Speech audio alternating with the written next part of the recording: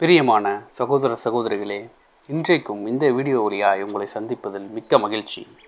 நேற்றைய தினம் நாம் வகை வகையாய் ரகரகமாய் கிறிஸ்தவர்கள் என்ற தலைப்பில் பாகம் 1 பார்த்திருந்தோம். அதன் தொடர்ச்சியாக இன்றைக்கும் வகை வகையாய் ரகரகமாய் கிறிஸ்தவர்கள் என்ற தலைப்பில் பாகம் 2 காணிக்கை கிறிஸ்தவர்கள். நீங்கள் உண்மையாகவும் முழு மனதுடனும் காணிக்கை கொடுக்கிறீர்கள் என்று அறிவேன். கர்த்தருக்கு ஸ்தோத்திரம். இப்படி யோசித்து பாருங்களேன். நம்முடைய கர்த்தராகிய இயேசு கிறிஸ்து என்ன காணிக்கை செலுத்தினார்? தேவனுக்கு முன்பதாக அவர் என்ன காணிக்கையை தேவனுக்காக கொடுத்தார்? அங்கியா, இல்லது மெழுகுவர்த்தியா, இல்லது புடவைகளா, இல்லது பணமா, அல்லது இடமா, அல்லது தங்கமா, வைரமா, வைடூரியமா? சற்று நிதானியங்கள்.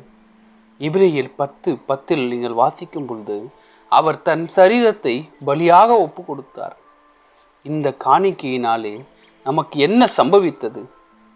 அவர் தன் சரீரத்தை முழுவதையும் சுயம், தன்னுடைய ஆசைகள், அவருடைய வாழ்க்கையின் முடிவு எல்லாவற்றையும் தேவனுக்காக பலியாக காணிக்கையாக ஒப்பு கொடுத்தார்.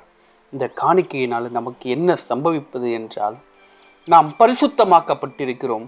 ஆமேன். அந்த வசனத்தை நீங்கள் முழுவதாய் தியானியுங்கள். இங்கே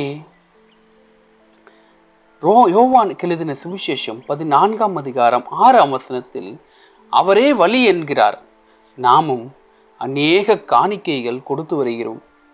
இவைகள் முக்கியமல்ல சகோதரரே, சகோதரரே. நமது சரீரத்தை, நமது வாழ்க்கையை பரிசுத்த பாதையில் நடந்து கிறிஸ்துவை நம்மில் மற்றவர்கள் பார்க்க செயல்படுவோம். நம்மை பார்க்கும் பொழுது கிறிஸ்துவை அவர்கள் பார்க்க, அவர்கள் தரிசிக்க, நம்முடைய பேச்சில், நம்முடைய செயல்களில், நம்முடைய நடக்கைகளில், நம்முடைய வாழ்க்கையில், நம்முடைய குடும்பத்தில், நம்முடைய வேலை ஸ்தலங்களில் இயேசுவை பிரதிபலியுங்கள். உங்களை பார்க்கும் பொழுது இயேசுவை பார்க்க செய்யுங்கள். இன்றைக்கே மனம் மாறுவோம். காணிக்கை முக்கியமல்ல. எபிரேயர் 10ஆம் அதிகாரம் 10ஆம் வசனம், அவர் தன் சரீரத்தை பலியாக ஒப்பு கொடுத்தார்.